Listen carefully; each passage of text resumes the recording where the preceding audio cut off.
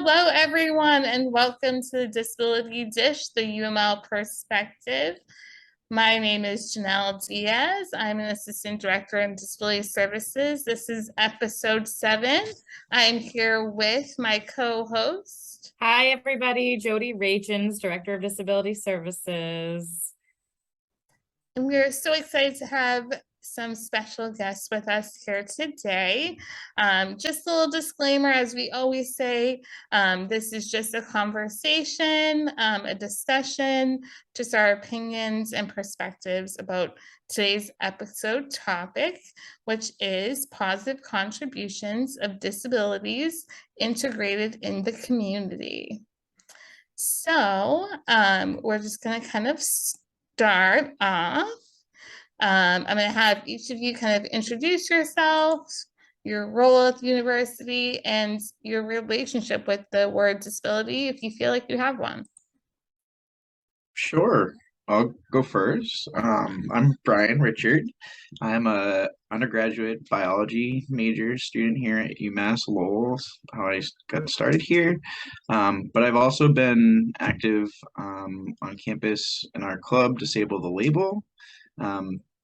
Originally, I was just a treasurer, and then now I'm a sort of student organizer. I make sure that the club keeps going. Oh. And then my relationship to the word disability, I identify as disabled. I'm pretty proud of my disability. I am not afraid of that word. I certainly use it quite often and talk about my experiences with my I also have more than one disability, so I talk about my experiences with my disabilities in various,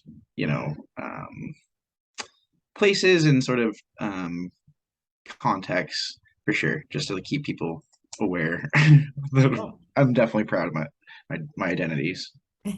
Awesome. I love that. Hi, everybody. I'm Katherine Fox. I've been teaching at UMass Lowell for almost 20 years.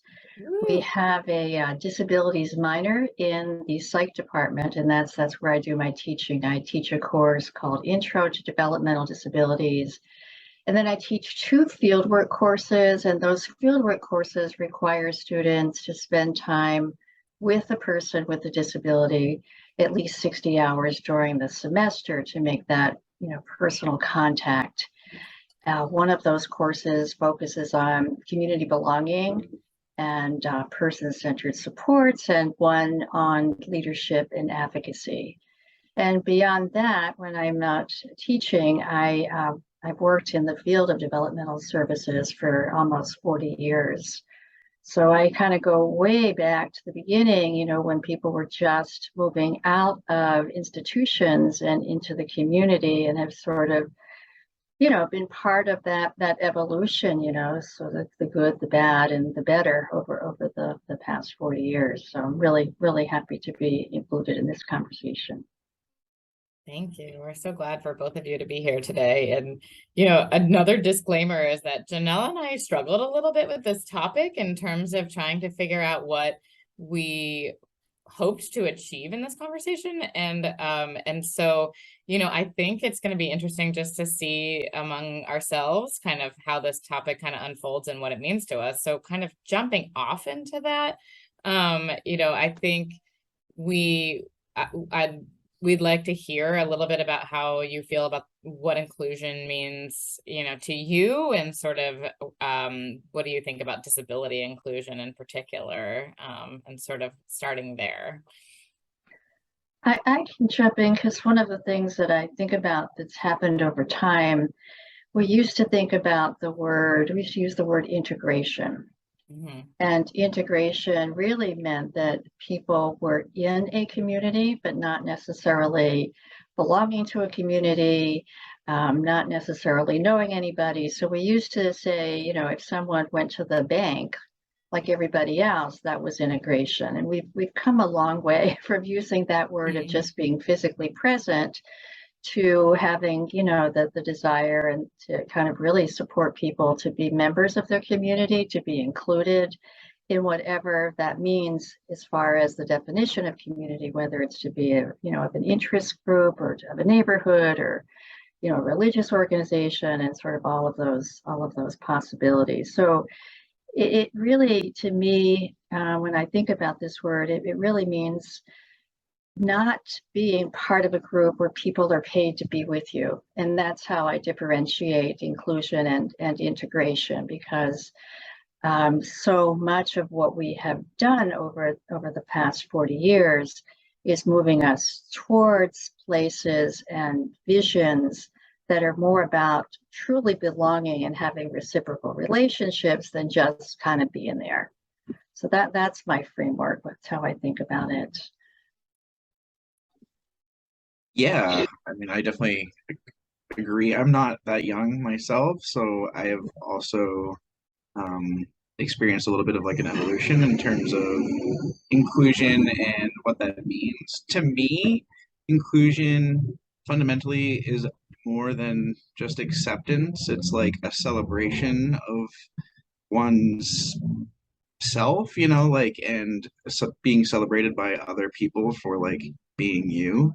Um, I think, you know, we are quick as a society to accept sort of or move towards acceptance of like marginalized people, and particularly with disabilities, but we aren't necessarily like uh, interested or invested heavily in going above and beyond what's just like, okay, we accept that you are present, like you are a part of our community, but like that's it. Like it's not um there isn't anything to like um sort of move the conversation beyond just like, oh, okay, I actually see you, like that's important. And I think for a long time being just seen with a disability was hard, um, for many people. I think, especially prior to like 1991, and then like even prior to like the 2000s, like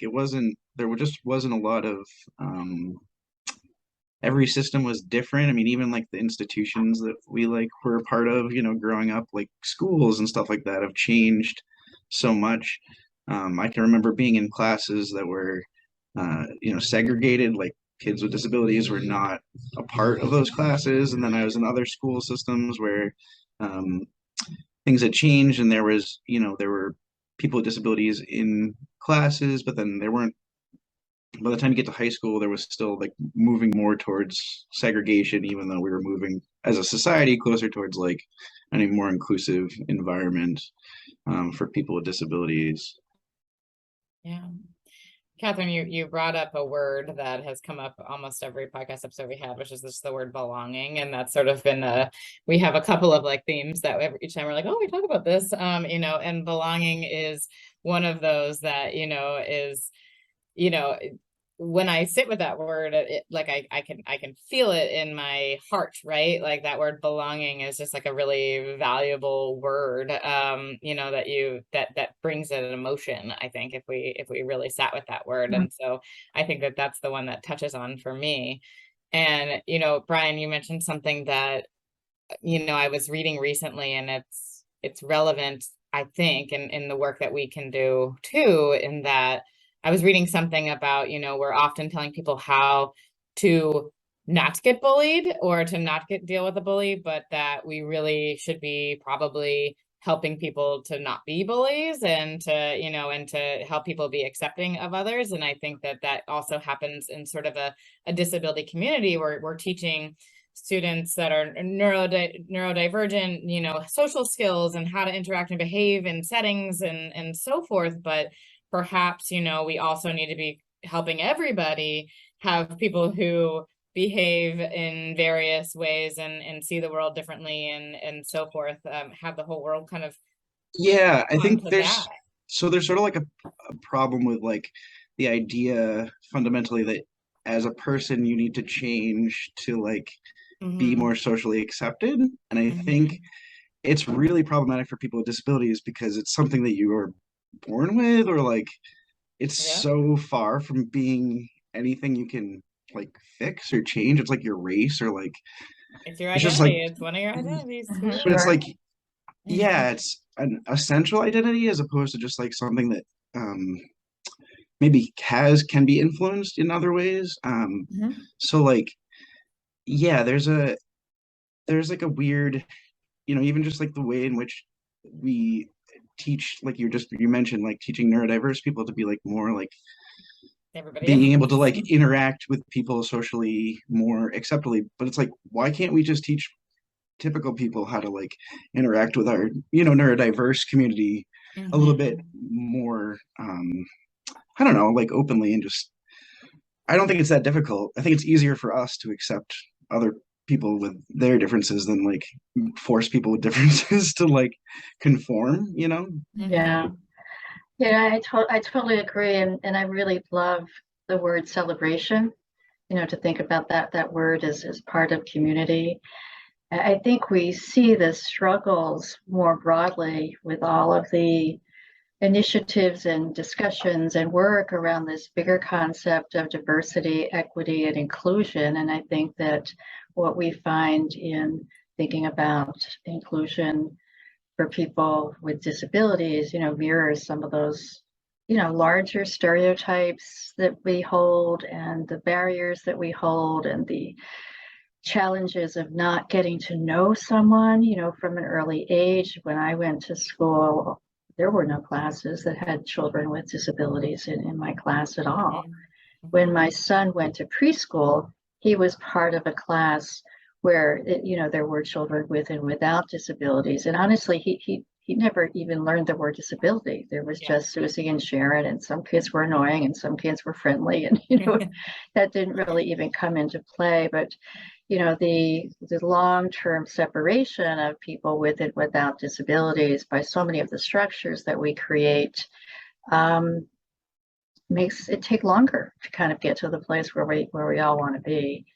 And I totally agree that the burden shouldn't be on the person to conform or be somebody other than who they. None of us want that. We want to be welcomed and loved and accepted for who we are, and we all deserve that. So no difference in terms of the expectations here. I would say it's the environment that, enhances the disability at times, Absolutely. Yeah, I mean, I've had people say to me and families say to me that the actual disability that somebody experiences is much less of a barrier than the attitudes that people may have around them about disability. And that's the tougher part sometimes for folks.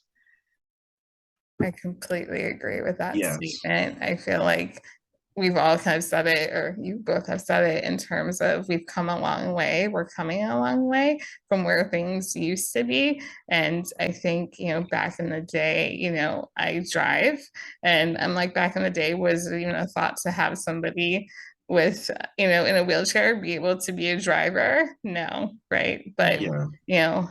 having mindset of change and acceptance, and what barriers are in place and how we can remove them, is Shout out to technology too. Definitely right. shout out to technology. And that's an area we do two modules on universal design. Mhm. And it's interesting because a lot of us don't know much about it. It's not part of our world, so we don't know much about it. And so somebody may be working in a school system with someone who needs some support around communication, but not be aware that there's a lot of technology that can be helpful. So, all of those pieces of the puzzle are pieces that can remove barriers and that we really need to be knowledgeable about and understand, what's out there. And it's really exciting.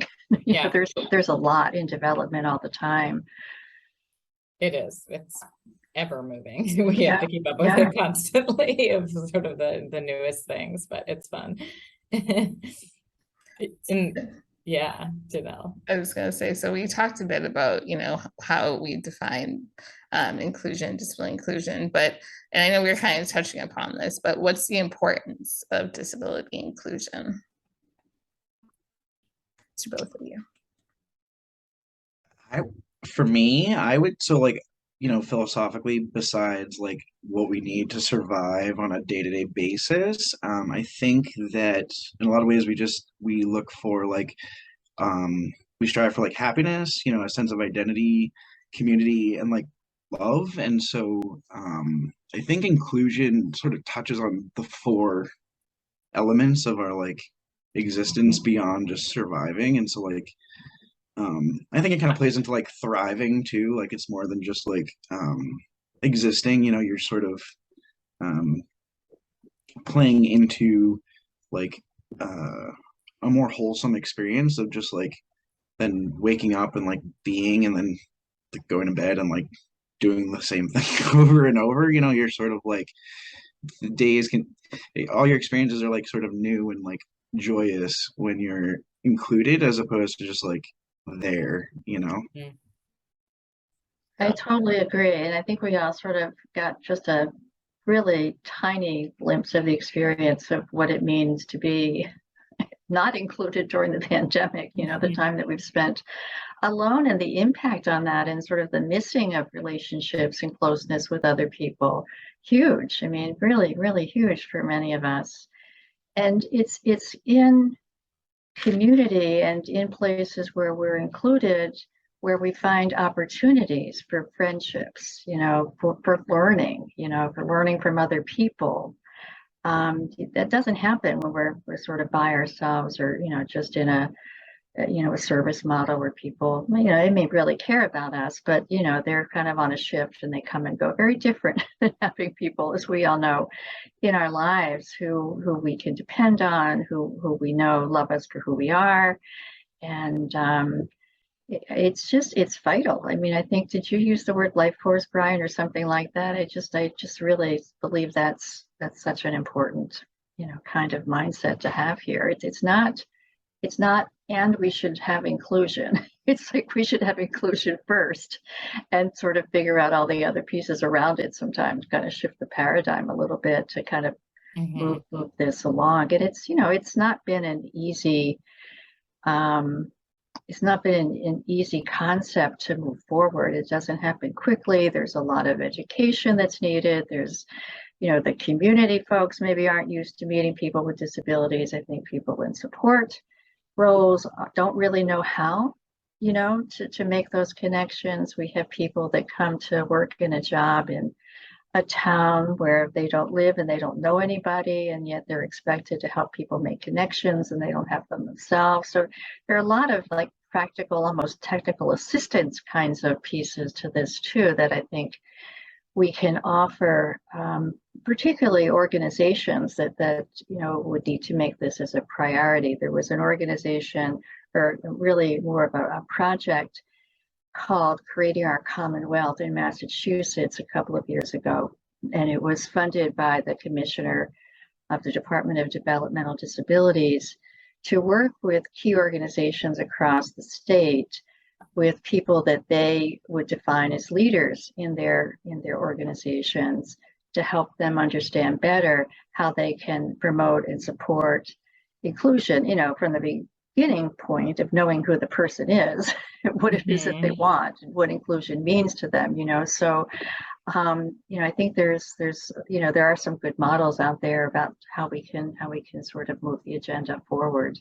But at the end of the day, we all just need to remember that we need to first and foremost know who the person is that we're like looking to try to kind of move this agenda forward with, and really understand who they are and what they want and how that might be totally different than anything that we care about or what we want. And keep that in mind. Just you have to start there rather than this sort of kind of cookie cutter idea of inclusion means being part of some particular group somewhere. Right, I 100% agree. It's different for everyone. What might make one person happy may be completely different for another person. And I love what you said, Brian. Just kind of feeling like you can thrive and just kind of like a sense of fulfillment. Yeah. Everybody deserves the opportunity to thrive, right? So on that sort of positive note, we as a team this summer watched a movie that I will just plug here because it was amazing. It's called The Disruptors. I want to say Amazon Prime. Let's go with that. But it's a brand new documentary, and it's backed by lots and lots of people, lots of very famous people. But basically, it's flipping ADHD over and saying like what amazing things can happen. In the core of the movie, it follows 4 different families that various people have ADHD in the family, and kind of how the family's journeys goes. But interlaced through it is many very famous people who have ADHD and their stories and the work they've done. So, I mean, we're talking about the founder of JetBlue. We're talking about Howie Mandel, will.i.am, Terry Bradshaw, like people who are very, very high up in their specialty area or whatever, and they've brought amazing things. I mean, I haven't had great experiences on JetBlue recently, but in general, I think it's a very wonderful airline. And so, things like, they brought, a whole new kind of look to, air travel and so forth. And so kind of the creativity that has stemmed out of, wonderful music and sports and all of these things with folks from ADHD. So it was a really neat thing. And I think it would be neat if we could think about something that exists in our everyday lives that has stemmed from some kind of disability lens in some capacity, but like has a positive impact on us now, like that we don't even think about half the time.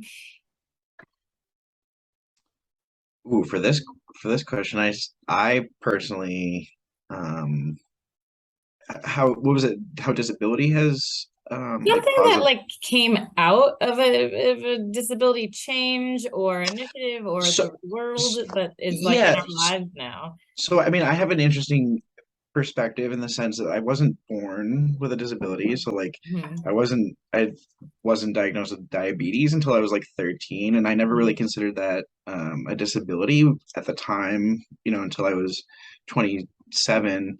I just considered it more of like an inconvenience than like a disability per se. I mean, it was definitely a part of my identity. I was like diabetic boy in middle school, but like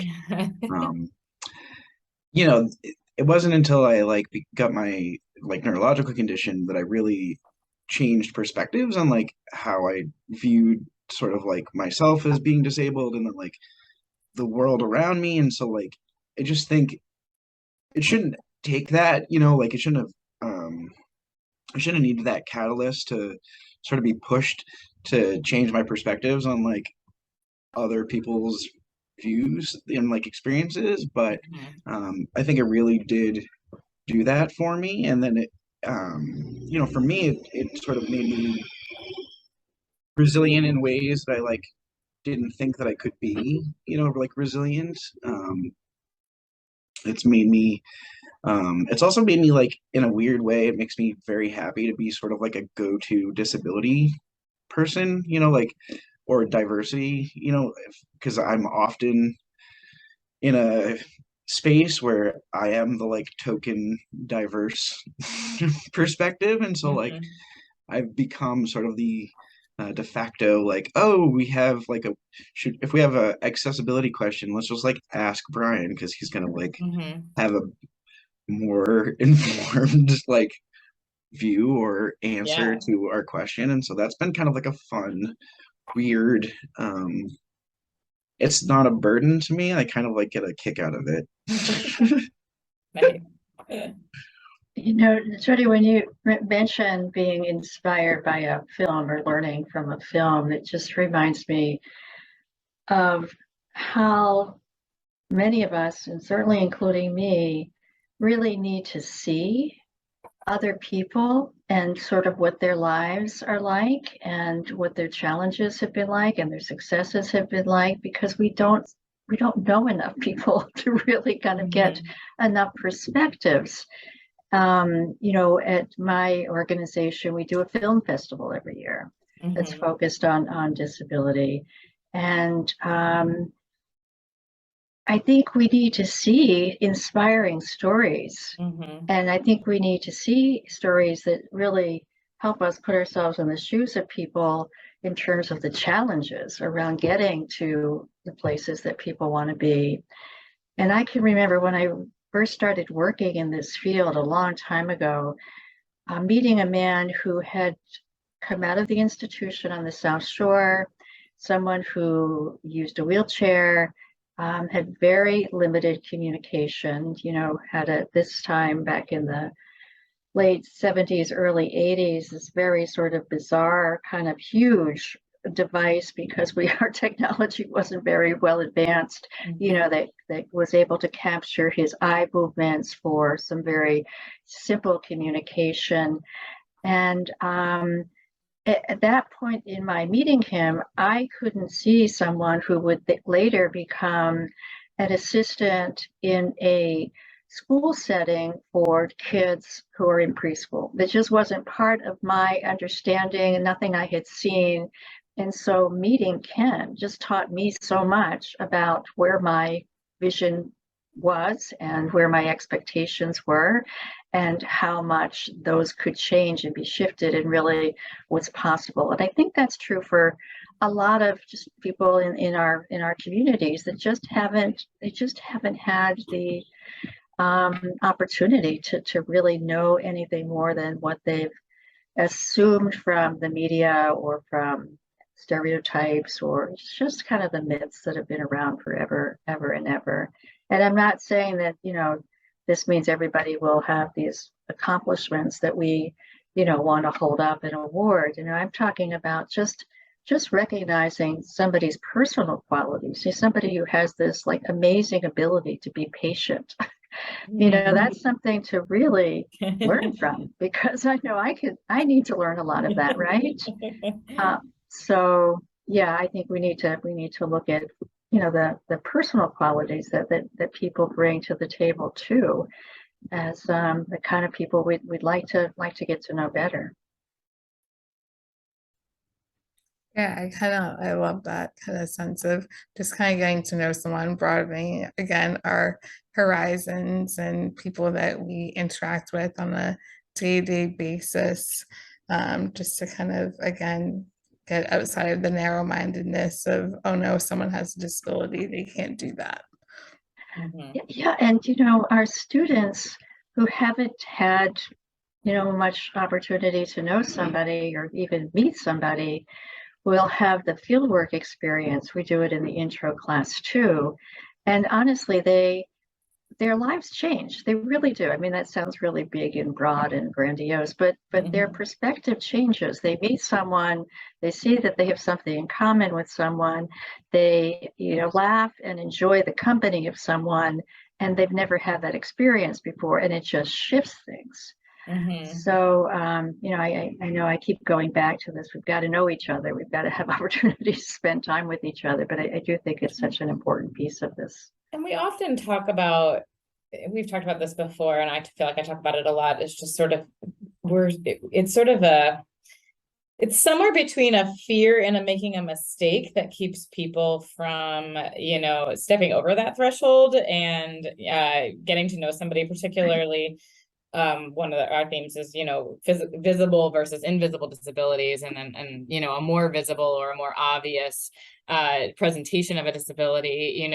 Often people are either fear driven or they don't want to make a mistake. And this came up in our very first episode, and it continues, but is sort of those of us that are in it a little bit more deeply. I have a lot less fear, and I also make a lot more mistakes because it happens a lot more often. I have a lot more exposure and a lot more often. So to learn and grow and, and to be committed to growing and knowing that mistakes are going to happen and that the repair of a mistake can actually go so much further, than it can, by just avoiding it and being afraid of it. Like often we're asked to help staff or faculty work with people with various types of disabilities, and they often don't know how to correct a student's behavior or correct something that happens, and they don't want to, but it overwhelms them and really distracts them from their job of teaching,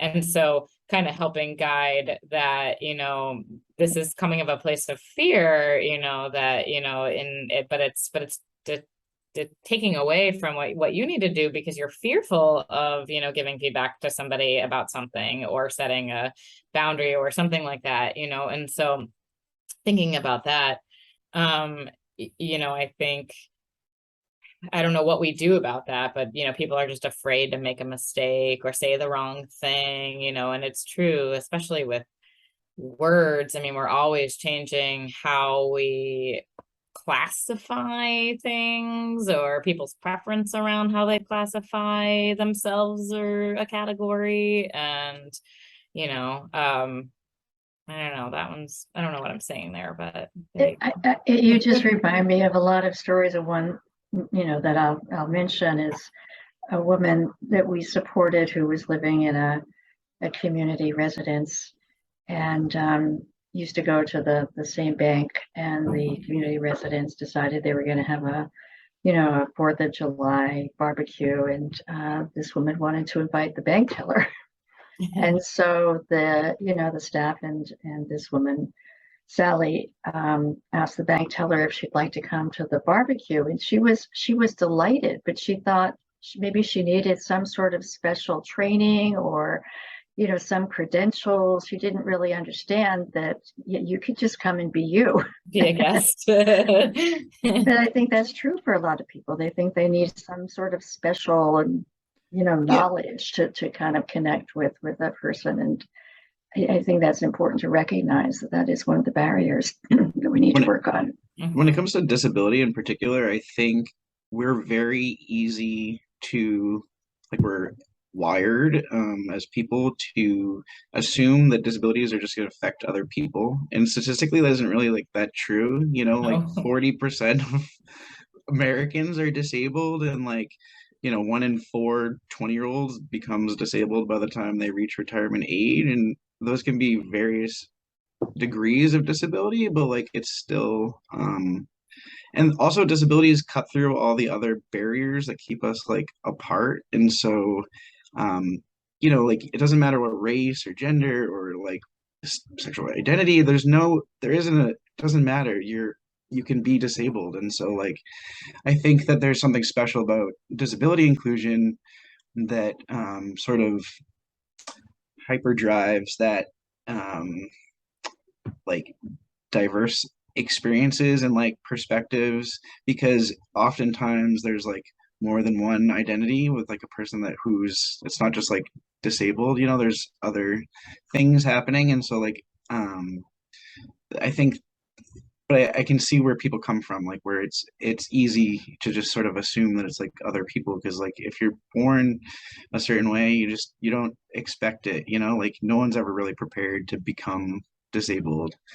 I know that was my experience when I became diabetic, and then certainly again when I was 27 and spent a year of my life in bed. And then I was even diagnosed with cancer a couple years ago, and that was, again, it was, you just assume it's going to happen to other people, and you're not oh, this is something I'm preparing for. And I think there's an evolutionary advantage to that. You don't really want to live anxiously on edge all the time, but there's also a disadvantage to that, because it keeps people from being sort of more inclusive just in general. I think that's such an important point. When we do our learning about all of the wonderful possibilities that we get from universal design, we talk about how all of us may need any of these or many of these at any point in our life, and most likely when we're older, we're going to need, many of them. So, it only takes, sort of a split second to go from someone who doesn't have a described disability to one who does, and we're the same person. We're not any different. We're still the same person. And thinking about sort of just things that are universal design that we may not even notice on our daily lives, that we're stemmed out of something. I think it'd be interesting to remind our listeners sort of some of these things. So one thing that comes to mind, and I had written a couple here, but one thing that comes to mind is sort of just standing at a crosswalk, and then there's a person who now says walk, or wait, or whatever.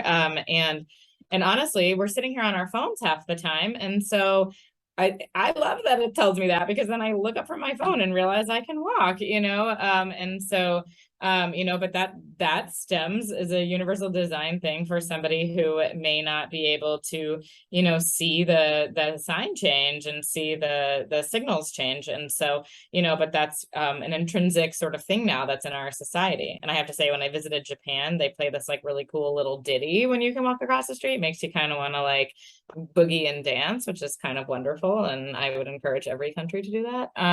But that's just like an everyday thing now for us, right?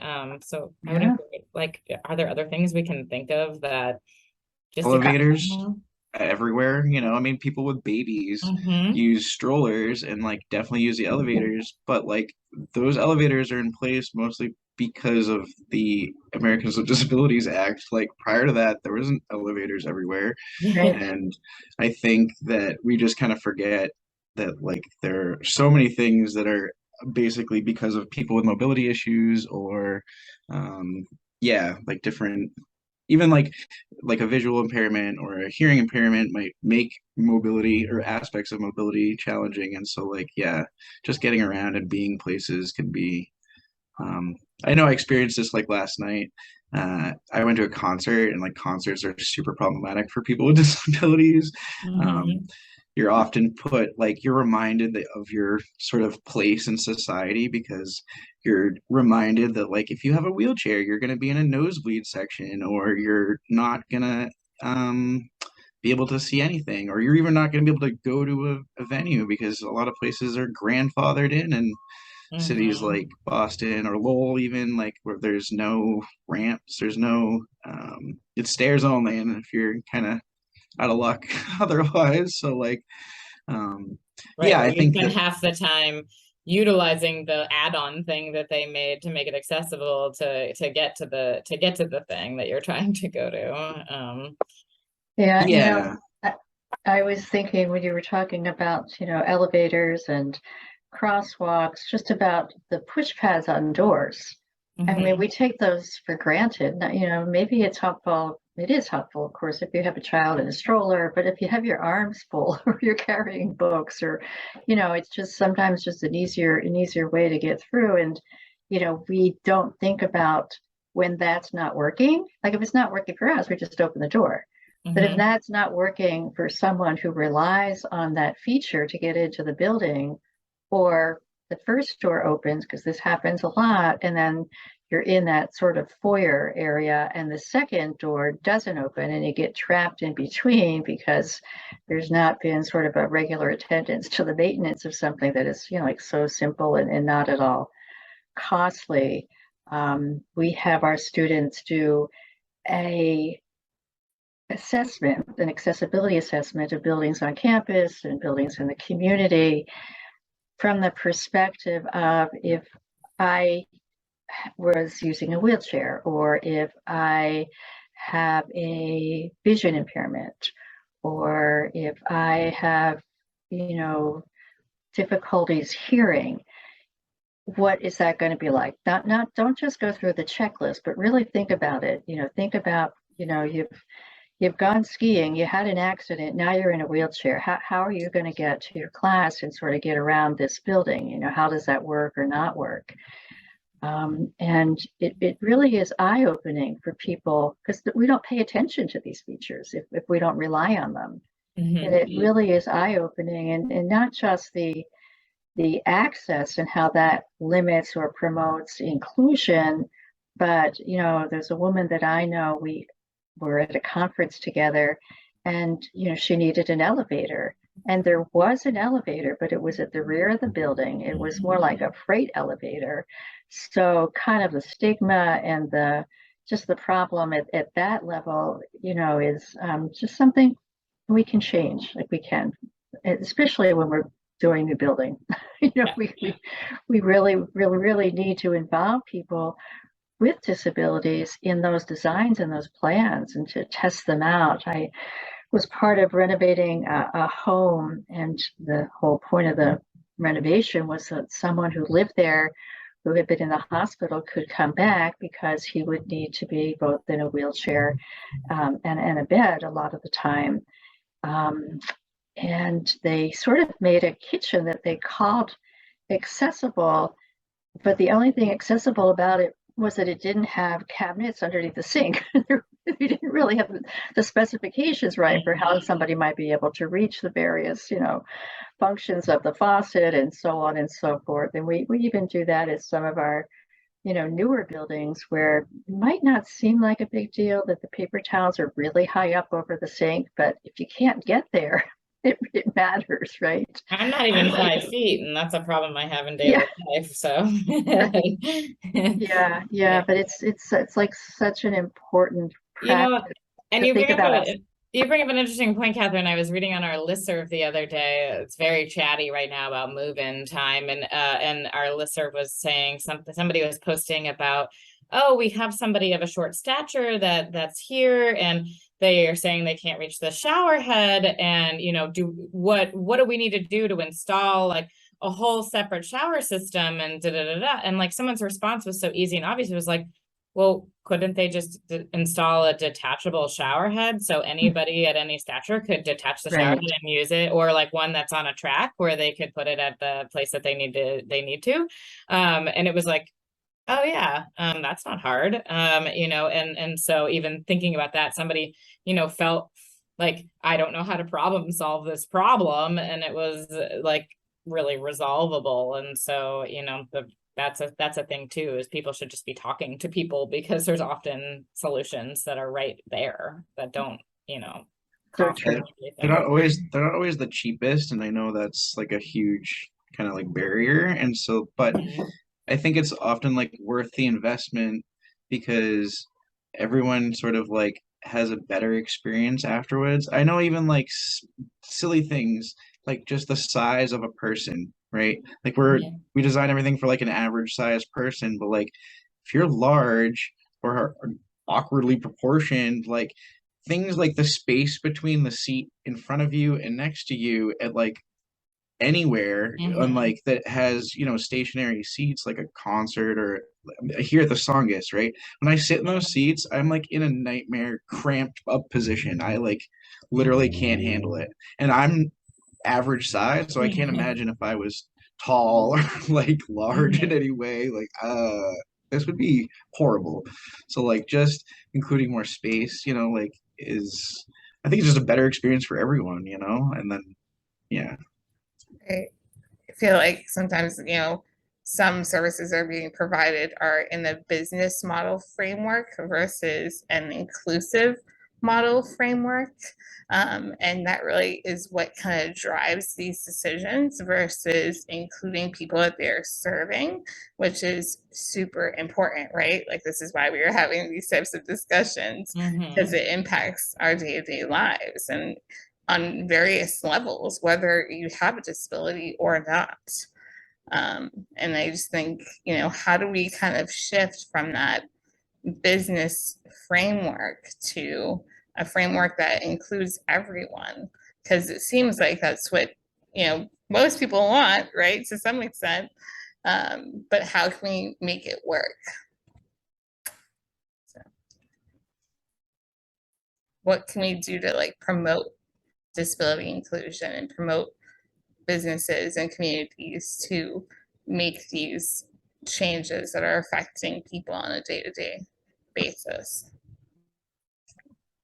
Well, one of the things I think about is a woman who also teaches disability studies here at UMass, Lee Borderer. She's part of a community council in her town, and that council has 2 people with disabilities on it. So one thought is just looking at who's represented among the decision makers all the time, and sort of looking for some diversity in that group, including boards of organizations. I mean, you can sort of go on and on about that idea, but it's not such a hard one to implement. And it does require really being committed to the full participation of the person, and what does that mean, and what does that person need in order to fully participate. So I have been witness to examples where someone is there, but there hasn't been that thinking about how to help that person participate. You know, a lot of the people that I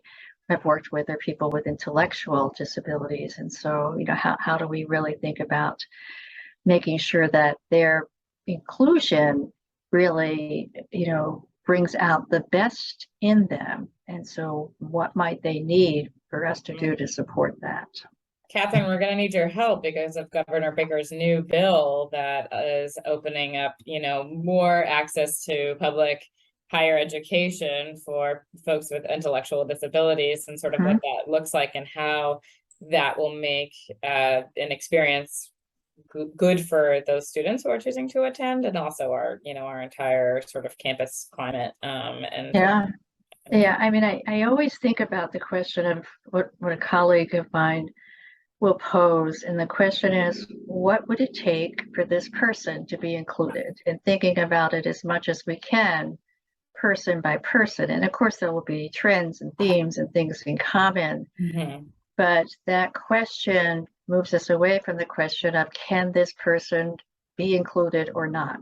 Right. Which is kind of where we often pose the question. We start with a negative lens on yeah, it. Like, I don't think this is going to work, right? Yeah, and sort of some sort of, you know, you're in or you're out, rather than what would it take, and really sort of thinking about all of the pieces of that puzzle, and sort of, you know, what can we do? How much of that can we do? What can we do first?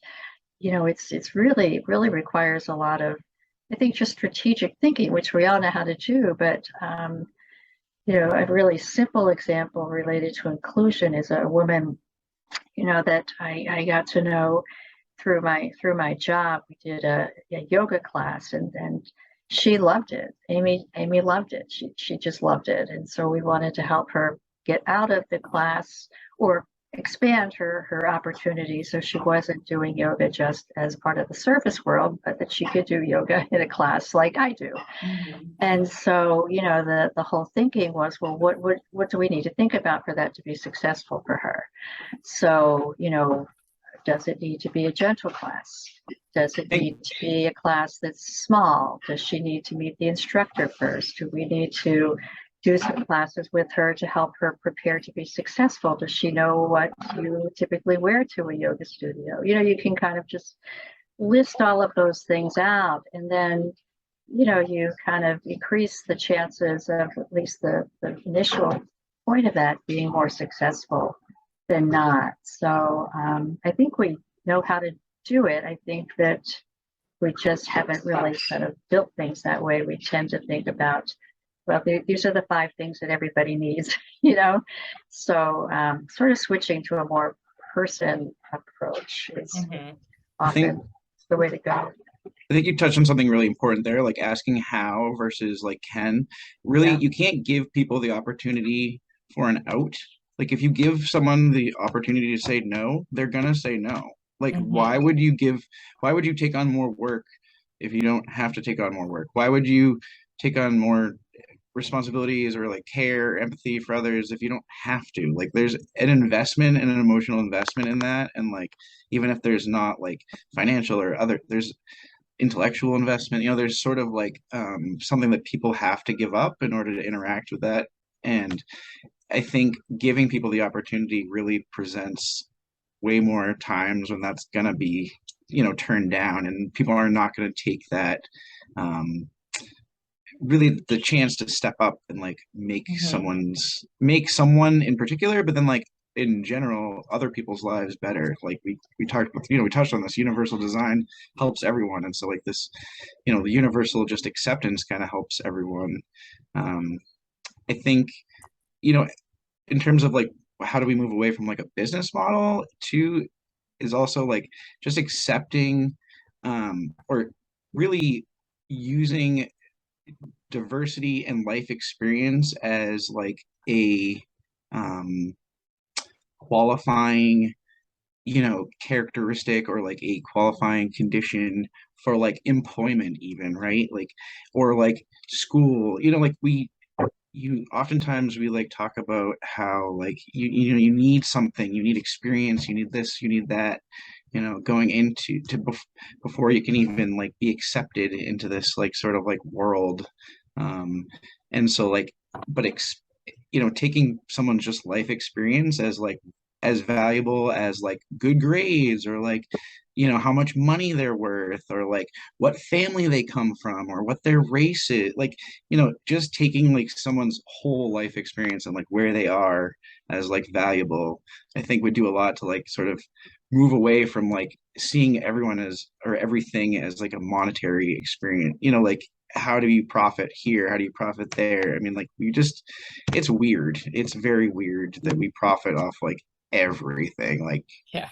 and it's very immediate, we're such an instantaneous, like a immediate gratification, I need it right now. And so our investments are often so shallow, like they're so short-handed. It's like the seat size thing, right? It's like that might make sense to get a whole lot of people into like each concert, but like that doesn't mean that every concert is going to sell out that arena, right? Like it doesn't mean that every sports game is going to have every seat filled. And so like why not make it a little bit more exclusive in the sense that like Right. they might, like it might sell out quicker, but like when you're there, you're not going to be like miserable and like complaining that you spent however much money on this experience to like not even be comfortable. Like this makes no sense to me. Like there's a sort of a moving away from like that instant gratification. That's difficult. Like we're human, and so I don't know if we can get there, but yeah, I think seeing people more holistically is might get us there quicker. Yes, thinking about, sort of what would it take? There's a wonderful film that sort of speaks to that question through the lens of school inclusion, and it's called Including Samuel. And it's a beautiful film, and it takes you through the lives of 3 different children and what the school system, the teachers, and the families had to think about in order to make the experience a good one for the students. And it shows the struggle the teachers have. I mean, if a teacher hasn't had a student with disability in their class before, and they're not going to know the ways that are going to be the most helpful. And it just really shows this wonderful picture of people having the question in mind of what would it take rather than can he or can't he or should he or shouldn't he, and poses a lot of the questions that are important ones to think about in the process, and it shows the wonderful changes that happen, but it also shows that it's nothing magic here. It's not easy. It can be really difficult, but how important it is, how important it is at the end of the day. Yeah. I feel like both of you have touched upon it's going to take work, right, from Yeah. everyone, which is what, we're trying to kind of send the message of to our university community. Like it takes a village, not just one Right. person. Exactly. But if we are wrapping up towards the end, This hour whipped by. My goodness. So fast. we have our last question. So what is a takeaway from today's conversation that will stick with you? And has anything changed about the way you feel, either as a person with a disability or as an ally, about disability stigma? So takeaway, and has anything changed about how you feel as a person with a disability or an ally about disability stigma? I just want to say that having these conversations, just hearing other people's perspectives, we all have some similar ways of thinking about the importance of this, but we all bring some examples to the table that are different from each other. And it just enriches all of us to be in places where we can have these conversations. And I know the university has Disabled the Label, who has that as their mission. And we also have an inclusive sports group that has that as their mission. And we have Best Buddies that has that as their mission. And so I just love that this podcast is another piece of that you know, interest and desire to get people talking and thinking about such important issues. Thank you.